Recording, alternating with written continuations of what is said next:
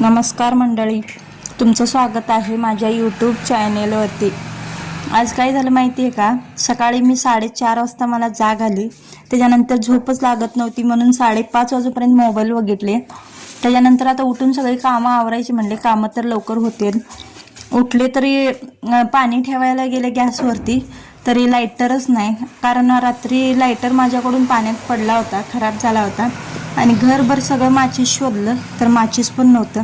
मग परत आणि झोपले तर डायरेक्ट सकाळी 7 वाजता जाग आली। तर पटपट सगळं कामं आवरून घेतली आणि इकडे ना रात्रीचे चपात्या राहिले होते, त्याचे तुकडे बनवून घ्यायचे म्हटले। तर इथं सर्वात आधी असं बारीक करून घेतले तुकडे। तुम्ही हवं तर मिक्सरच्या भांड्यामध्ये बारीक करू शकताय। माझ्याकडे मिक्सरचं भांडं खराब झालंय म्हणून मी असं हाताने बारीक करून घेतली।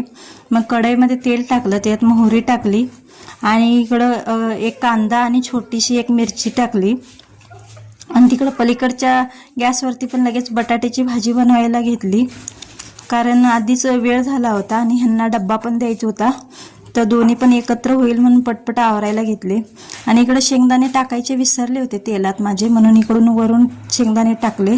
त्याच्यानंतर हळद चटणी टाकून घेतली, तुम्हाला हवी तितकी तुम्ही टाकू शकताय।